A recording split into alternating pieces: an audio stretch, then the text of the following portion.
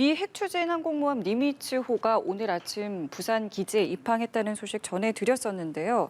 이 니미츠함을 포함한 제11 항모 강습단은 어제 제주도 남쪽 공해상에서 한미 연합해상 훈련을 벌이기도 했습니다. 네, 니미츠함이 한반도에 전개돼 있는 동안 북한의 추가 도발 가능성 배제할 수가 없는 상황입니다. 오늘 두 분의 전문가 모시고 관련 이야기 나눠보겠습니다.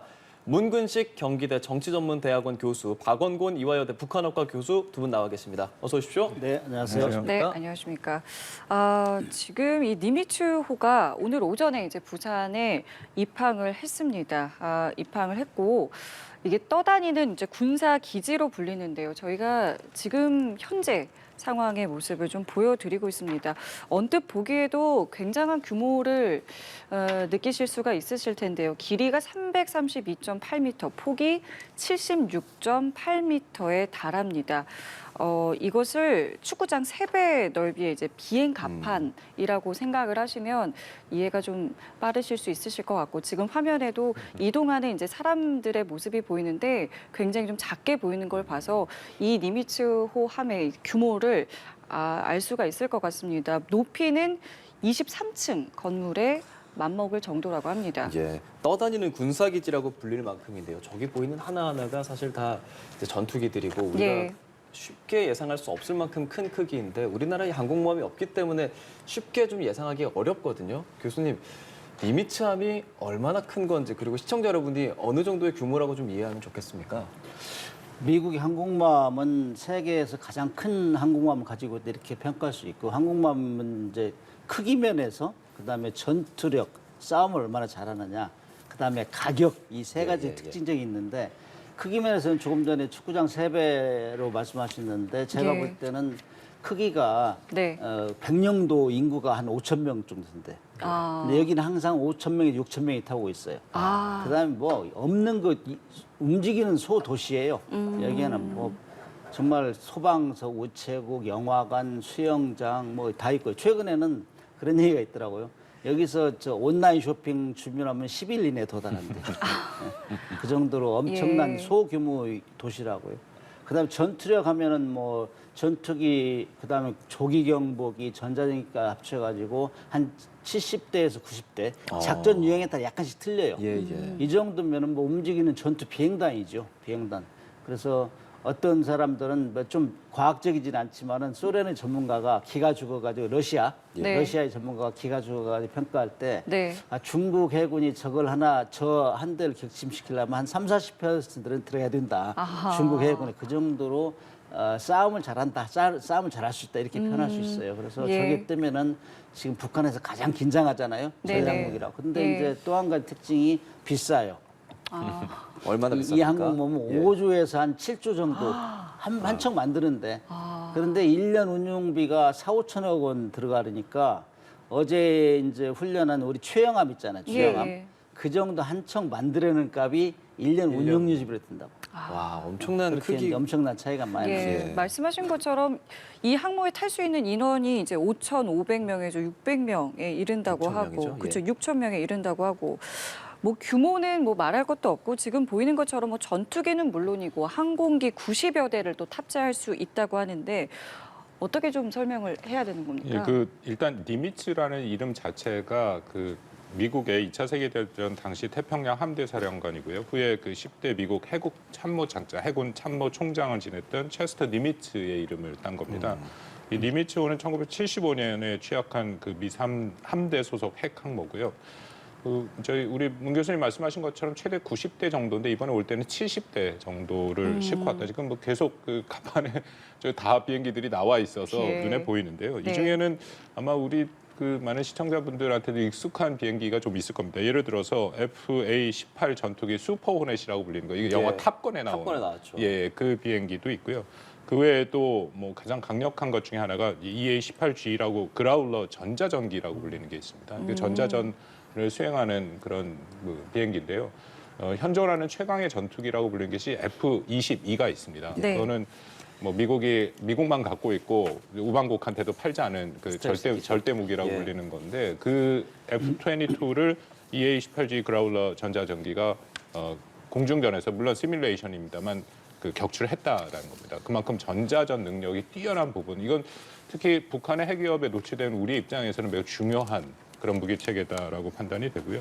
그 외에 뭐 정보 수집이라든지 대잠 능력 모든 면에서 분명히 가장 막강한 세계 최고의 무기 체계 전략 자산이다라고는 보입니다. 다만 한 가지, 이거는 해상에서 움직이는 거고 공중 전력이기 때문에 네. 실제 어떤 전투를 수행할 때는 이제 지상군 전력이랑 같이 운영돼야 되는 부분이 있고요. 예. 또 하나의 특징은 미국이 저렇게 운영하는 이 항공모함 강습 전단이라는 것은 사실 상호 운영성이 굉장히 좋습니다. 그래서 특히 한국을 비롯해 우방 국가는 언제든지 연합훈련을 할 수 있는 이제 그런 또 충분한 여력을 갖고 있는 그런 항모 전단들이죠. 이게 공중전력이라고 하셨잖아요. 그러면은 사실 저기 있는 수많은 이 전투기들이 저기서 이제 떠서 출격을 하게 되는 거잖아요. 그렇죠. 네. 보기에 일반적인 우리 활주로나 비행장에 비해서 좀 짧아 보이기도 하던데 어떤 식으로 이게 출격이 가능한 겁니까? 그래서 이제 사출기라고 그래요.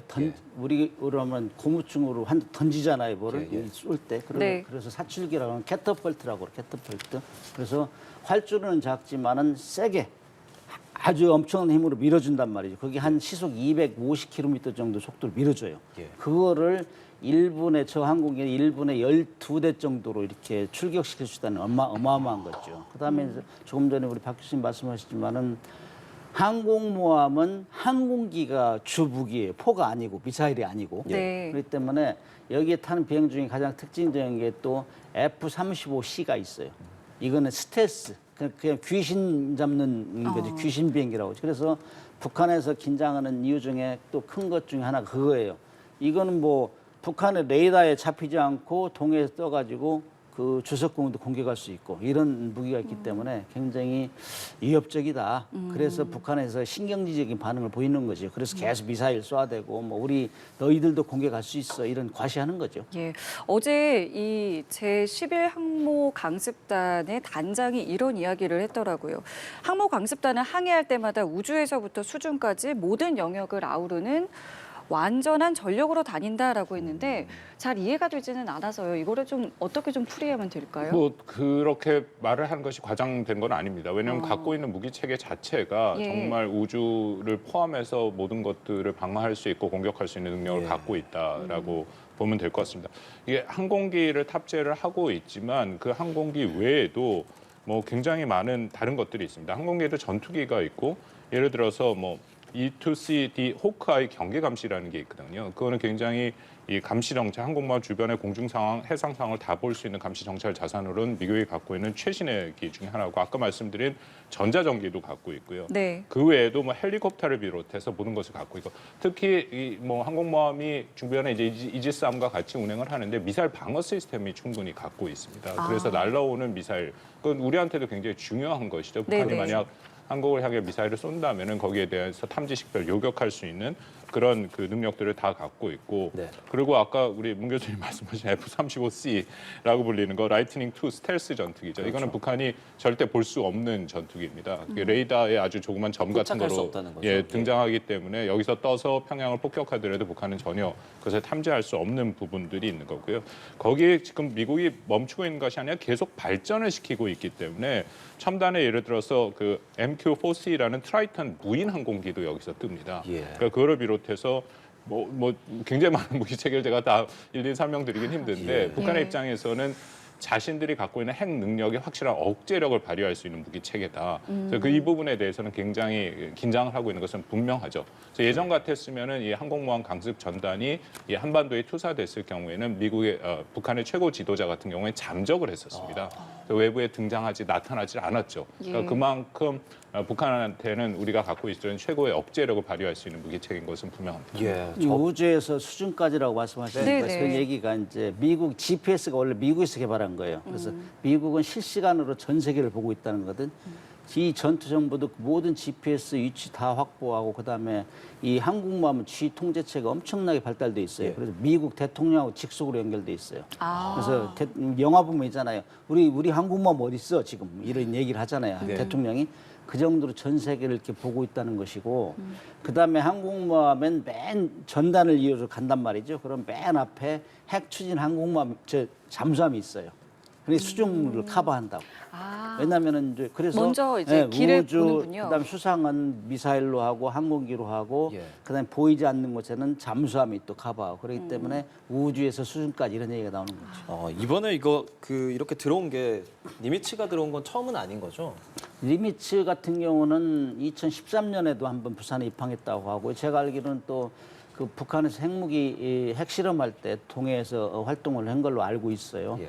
그래서 뭐 저 같은 경우는 이제 작년에도 로널드 레이건함이 9월달에 입항했어요. 예. 부산에. 그때 인기가 좋았죠. 상당히 여러 사람이 갔는데 예. 다녀오셨는지 모르겠지만은 많은 사람이 보기를 원하죠. 그래서 한 교수님 5년여 다녀오셨죠? 정도는 안 보다가 저는 갔다 왔어요. 예. 네. 저는 이제 초급장일 때도 이제 몇 번 봤고 그렇기 때문에 한국마음을 자주 본 편인데 가면 기가 죽어요.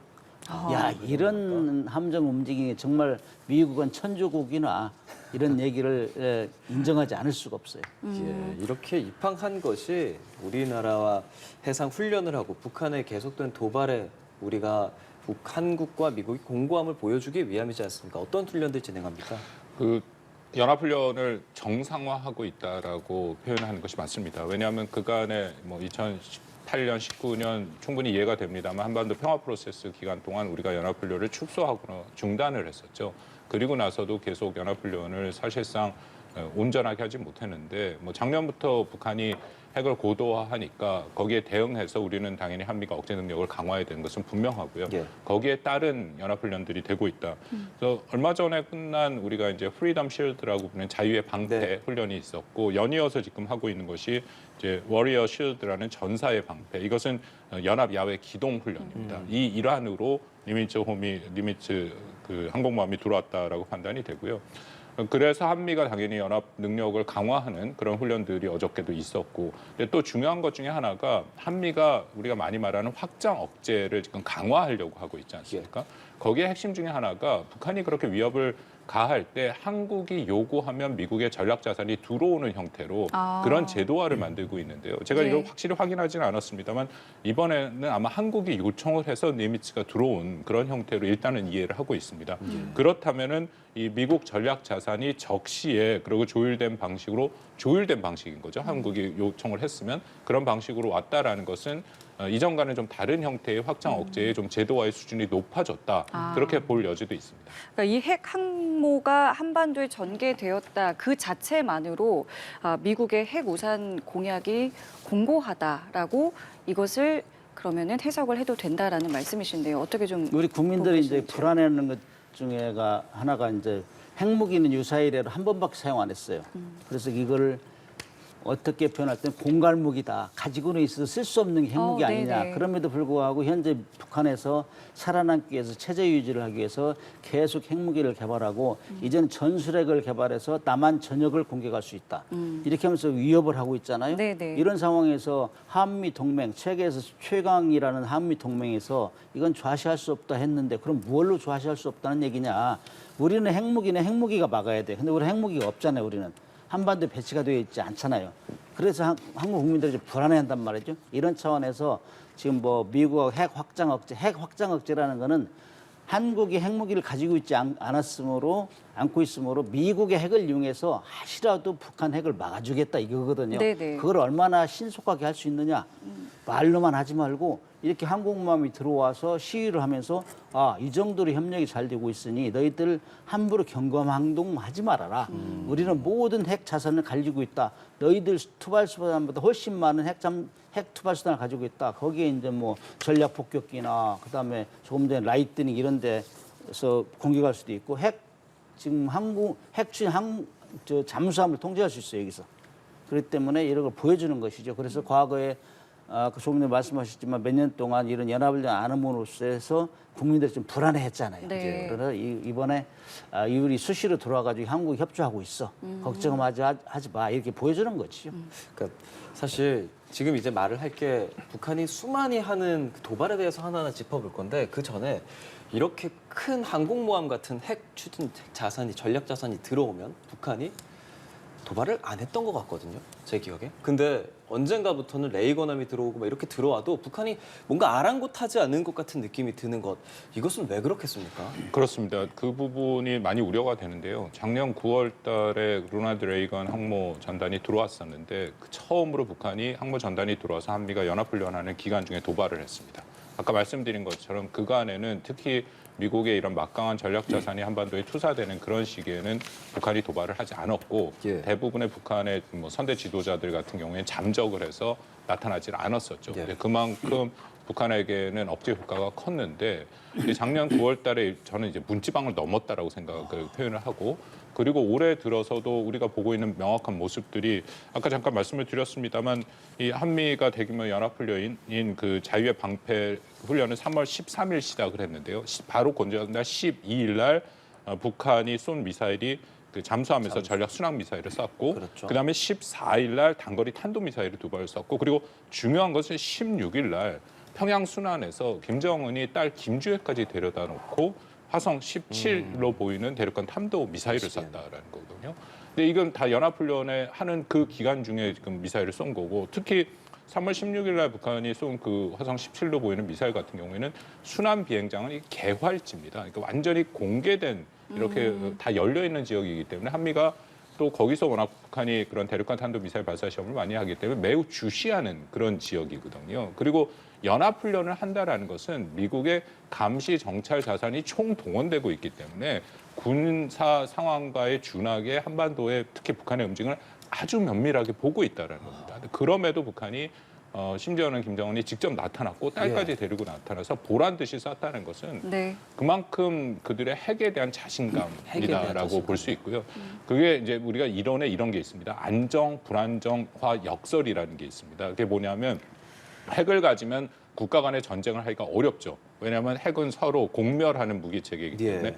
대신에 핵을 가진 국가는 재래식 전력이나 군사력에서 훨씬 공격적인 그런 전략을 수행을 합니다. 그래서 오히려 불안정이 온다라는 그런 의미거든요. 그래서 안정, 불안정, 역설이라고 얘기를 하는데 북한이 딱 그 모습을 보여주고 있는 거죠. 작년부터 핵을 사실상 상당 부분 완성을 해놨기 때문에 이제는 그 자신감을 갖고 한미가 연합훈련을 하던 미국의 전략 자산이 들어오든 자신들은 그런 공격적인 보여주는 형태의 그걸 전 뭐 김정은의 과시의 정치라고도 얘기를 하는데 그런 네. 형태로 당당하게 지금 맞서는 모습을 북한 주민들한테 선전을 하고 있다. 그렇게 볼 네. 수가 있습니다. 그 일환의 하나일 것 같은 것이 이제 오늘 보도된 내용인데요.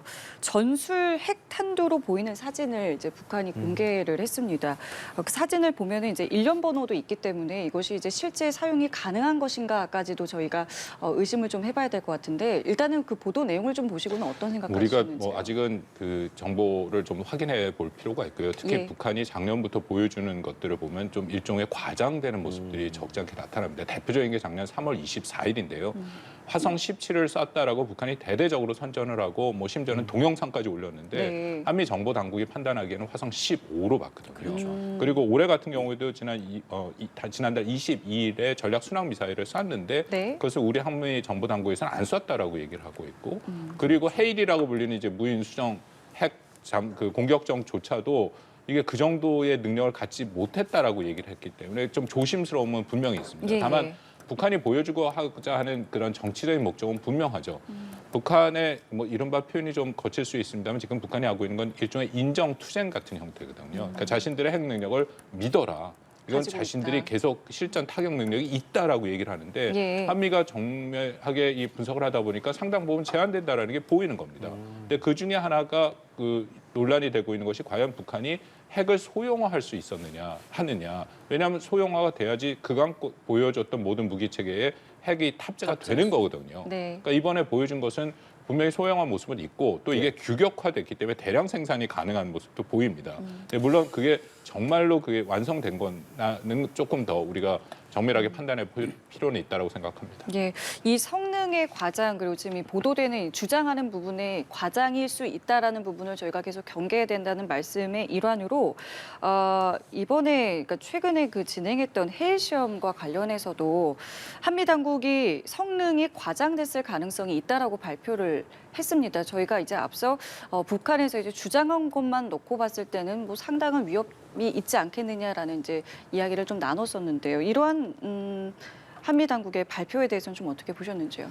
성능이 과장됐다 하는 거는 비교할 대상이 있어야 되는데 지금 실체가 없어요, 사실은. 자기들 일방적으로 발표한 건데 아, 그렇죠. 2019년도에 러시아에서 포세이돈이라는 핵 어류를 개발해가지고 시험 발사에 성공하고 2022년 작년도에 그거를 실제 잠수함에 탑재했다 했어요. 벨고로드라는 잠수함 24,000톤짜리에 6발씩 실겠다 이렇게 실전 배치했어요. 네. 몇 년 걸린 것이죠. 네. 근데 북한에서 발표하기를 이건 뭐 우리는 2011년부터 했다. 사실상 북한에 있는 모든 미사일, 이번에 이제 핵 어류까지 이런 네. 모든 것들이 러시아의 기술을 벤치마킹해서 하는 거기 때문에 그 길을 따라가고 있다 이렇게 봐요. 그래서 저는 이번에 시험 발사하고 처음으로 이제 이 발표를 했기 때문에 지금이 이제 실전 배치를 앞두고 최종 시험 발사를 굉장히 급속하게 진행되는 게 아닌가 이렇게 보고 있고요. 최근에 들어서 이제 항공모함, 미국의 항공모함이 계속 오니까 네. 이제는 우리도 실질적으로 미국 항공모함을 대응할 수 있는 대형 잠수함을 개발하지는 못했지만은 이 정도의 핵 거리로 해서도 충분히 미국의 항공모함도 공격할 수 있고 뭐 주요 항구, 물산 원자력 발전소라 이런 데 충분히 공격할 수 있다. 이걸 계속 보여주는 거예요. 그러니까 아까 말씀하셨지만은 사실 핵무기를 이렇게 다양하게 개발했는데 왜 인정을 안 하느냐. 인도 파키스탄만 해도 핵실험 6번 했는데 다 비공식적으로 핵무기 보유국을 인정하고 있단 말이죠. 자기들도 거기에 끼어 들어가고 싶어서 안달인데 미국에서 인정을 안 하고 하니 이제는 지금 모든 핵 능력을 다 보여주는 것이죠. 지금은. 그렇군요. 그러니까 어디까지가 진짜고 어디까지가 과장인지 우리가 뭐 확실하게 알 수는 없지만 지금 이 대화를 나누는 것 자체로도 영향이 있다라고 부정할 수는 없을 것 같습니다. 그리고 조선중앙통신이 또 어제 발표한 것이 그 핵 공중 폭발 타격 방식 시험 발사했다. 그 전까지 뭐 상공에서 800m 처음에 그리고 600m 그리고 어제 발표한 것도 500m 이렇게 계속 낮아지는 이 고도들은 어떤 걸 의미하겠습니까? 북한이 특히 올해 들어서 보여주고자 하는 것들이 몇 가지가 있는데요. 그중에 핵심은 사실 2월 17일 날 북한 외무성 대변인 담화 그리고 19일 그 김여정의 담화를 통해서 분명히 북한이 목표를 밝혔습니다.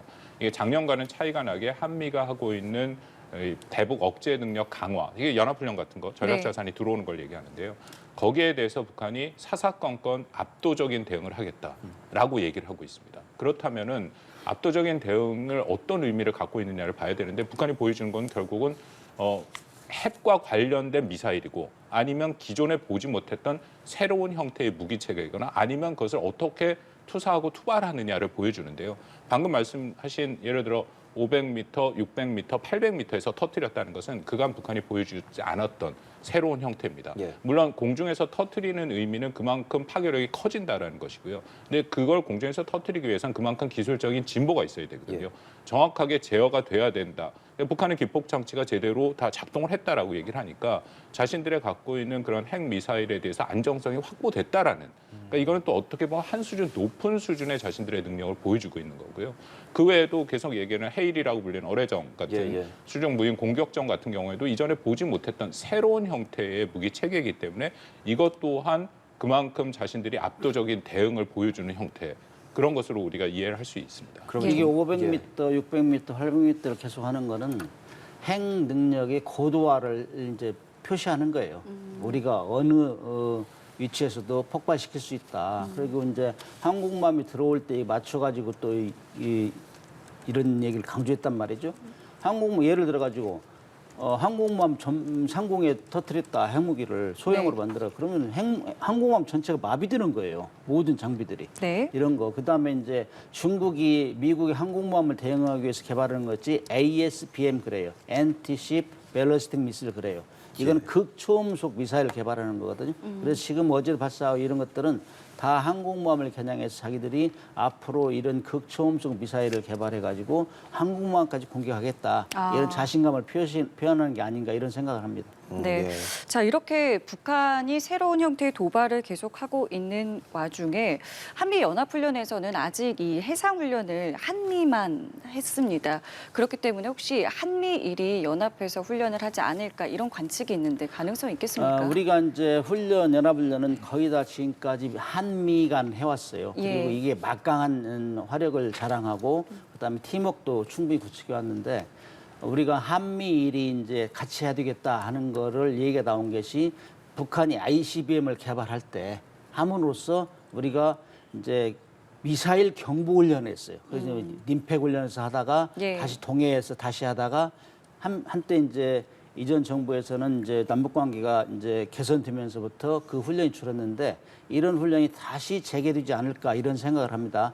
이게 한미일 훈련이 사실상 하면은 국민 정서를 고려해야 되잖아요. 우리는 남북 관계도 고려해야 되고 복잡해요, 사실. 네. 그러나 북한이 미사일 능력을 고도하면 할수록 그다음에 우리를 위협하면 할수록 이것이 공고화되지 않을까 이런 생각을 합니다. 그래서 이제 우리 정부에서도 훈련할 때 이런 것들을 공식적으로 얘기를 하고 왜 이렇게 해야 되는지 이런 걸 분명히 얘기함으로써 국민 감정을 자극하지 않으면서 방위력도 높이고 이런 어떤 우리의 고도의 이 전략이 있어야 되지 않을까 그런 생각을 합니다. 예, 이런 한미일 훈련 그리고 뭐 이제 진행되는 항공모함과 같이 진행되는 쌍용 훈련, 항모 강습단 훈련 등 앞으로 훈련 방향성 저희가 좀 어떻게 보면 좋겠습니까? 뭐 일부에서는 이걸 강대강 대치라고 얘기를 하는데 저는 뭐 거의 동의할 수 없고요. 왜냐하면 이만큼 훈련을 정상화하는 거에 가장 큰 원인은 결국 북한이 고도화된 핵의 능력을 계속 보여주고 단순히 능력뿐만 아니라 작년 내내 그 얘기를 하고 있었는데 9월 달에 법령을 통과시키고 그리고 어저께도 계속 얘기하는 게 결국 한국을 향해서 쏠 수 있는 모든 핵 능력을 다 갖췄다라는 거거든요. 그걸 끊임없이 얘기를 하고 있습니다. 자기가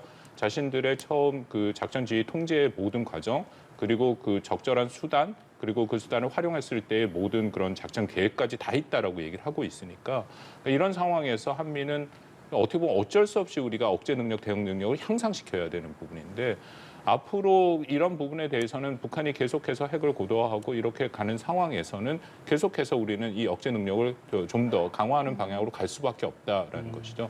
근데 그럼에도 좀 우려되는 것이 아까 잠깐 말씀드린 것처럼 북한이 이렇게 한미 연합훈련을 하거나 그 막강한 미국의 전략 자산이 들어왔을 경우에는 좀 자신들이 움츠리는 모습을 보였는데 이제는 그렇지 않다라는 거죠. 예. 그렇다면 우리가 하고 있는 연합훈련의 목적은 사실 두 가지입니다. 북한을 그렇게 억제하는 것, 핵 개발을 억제하는 게 있었고 또 하나는 실질적으로 북한이 핵을 사용했을 때 대응을 하는 건데 이제 앞부분의 효과는 굉장히 적어졌다라는 거죠. 그렇다면 우리가 앞으로 이것을 어떻게 연합훈련을 끌어갈 것인지에 대한 것을 좀 더 면밀하게 한미가 고민을 할 시기다라고 생각이 됩니다. 예, 뭐 자연스럽게 북한의 추가 도발 이야기를 안 할 수가 없을 것 같은데 일단은 훈련이 예정되어 있고 보통은 이제 훈련 전후로 도발을 좀 감행을 해왔기 때문에요. 지금 굉장히 좀 다양한 형태로 이제 도발을 한다고 앞서 말씀해 주셨는데 앞으로 도발을 해온다면 뭐 어떤 도발도 있겠습니까? 뭐 북한이 계속 도발할 가능성이 큰데요. 네. 왜냐하면 뭐 북한이 스스로 밝혔기 때문에 사사건건 대응을 한다. 이제 네. 문제는 북한이 과연 이런 식의 이게 굉장히 큰 소모전입니다. 북한이 쏘고 있는 미사일이나 이런 것도 더군다나 북한이 내부적으로 전국 주민 동원령을 내려서 140만 명의 북한의 청년들이 다시 재입대한다, 이제 복대를 한다라고 북한은 표현을 쓰는데 그 정도 전쟁 분위기를 계속 고취시키고 있거든요. 근데 이것이 계속해 지속하기는 굉장히 어렵다라는 겁니다. 왜냐하면 우리 정부도 이미 뭐 여러 차례 확인을 했습니다만 북한이 식량 사정이 안 좋고 경제가 굉장히 안 좋은 상황에서 주민 동원으로 이렇게 그 굉장히 높은 수지의 위기 격상 상태를 끌고 간다라는 것 자체는 북한한테도 적지 않게 부담이 된다. 근데 결국 한미는 그렇지만 어쨌든 북한의 대응에 맞춰서 우리가 연합훈련을 계속할 앞으로 계획들이 계속 있습니다. 그때마다 북한이 이렇게 한다면 결국 이게 굉장히 심각한 소모전이 된다. 그러니까 제가 조심스럽게 말씀을 드리는 게 예. 북한이 일종의 승부수를 걸고 있지 않은가. 그러니까 일종의 단기전으로 한번 어떻게든지 벼랑 끝으로 몰아붙이고 그다음에 이게 북한이 늘 흔하게 하는 것이죠. 그다음에 뭔가 이렇게 이 국면을 전환하는 방안으로 가지 않을까. 이제 그렇다면은 그 끝에는 결국은 북한이 보여주기 위해서라도 할 수 있는 것은 7차 핵실험이 남아있지 않을까 좀 조심스럽게 예측해 봅니다. 그러니까 그 정도까지 예상이 되는 상황에서 우리나라가 할 수 있는 게 뭘까? 미국과의 훈련을 강화하고 조금 더 공고히 한다. 이 부분 저희가 진행하고 있는 것 같고요. 그런데 또 일각에서 제기되는 것, 특히나 국민들 사이에서 여론이 또 조성되는 게 한반도에서 핵무장을 하는 것은 어떤가? 혹은 뭐 나토식 핵 재배치라든지 핵 공유 이런 사안들에 대해서 조금 더 진전된 논의를 해야 하지 않는가에 대한 이야기도 많이 하거든요. 군에 오래 몸 담으셨잖아요. 어떻게 생각하시는지요? 조금 전에 말씀드렸지만은 핵무기는 핵무기로 막아야 된다. 이건 다 아는 사실이에요. 그러나 우리는 핵무기가 없기 때문에 미국의 핵 능력을 최대한 신속하게 활용할 수 있는 방안. 그래서 뭐 나토식 핵공유 이런 얘기 많이 나와요. 그러나 좌우지간 우리하고 계속 긴밀하게 협조하면서 북한이 함부로 경거망동할 수 없을 정도로 핵은 막아줘야 된다. 그렇지 않으면 계속 우리가 핵무기 개발에 대한 얘기가 나올 수밖에 없어요. 네. 그러면은 이것이 과연 우리 국민적인 공감대가 형성이 될 수 있느냐 없느냐는 예. 이렇게 토론을 이렇게 많이 해야 돼요. 오늘 방송도 잘하는 건데 북한이 이렇게 하기 때문에 우리가 이렇게 할 수밖에 없다. 이거를 분명히 얘기해야 되고 그렇게 하면서 미국하고 그동안 약간의 훈련이 이 팀워크나 이런 게 좀 떨어졌잖아요. 그래서 예. 이번 계기로 해가지고 과연 우리가 어떻게 함으로써 북한의 소규모 도발까지도 억제할 수 있느냐. 이렇게 하면서 왜냐하면 우리가 우려할 거는 이렇게 계속 그 미사일 쏘아대고 뭐 예. 하다가 잘못 될 수 있단 말이죠. 그것이 되면은 확정이 된단 말이죠. 그래서 북한은 아마 제가 볼 때는 앞으로 도발 방향은 우리가 항상 서해 5도에서 일어나잖아요. 거기는 확전을 방지하기 위해서 그런 거예요. 북한도 확전을 두렵거든 자기들이 완전히 망하기 때문에 그렇게 하면서 이제 소규모 도발 또는 미국의 항모 전단 이런 데 대해서는 조금 전에 얘기했지만 ASBM, 엔티-쉽 발리스틱 미사일 이런 거 극소음속 미사일 개발해가지고 계속 보여줌으로써 우리 함부로 건드지 마라. 이런 전략을 계속 보여줄 겁니다. 피곤할 겁니다. 앞으로 계속. 네, 알겠습니다. 두 분 말씀 저희 여기서 마무리 짓겠습니다. 오늘 말씀 고맙습니다. 네, 잘 들었습니다. 감사합니다. 네, 고맙습니다.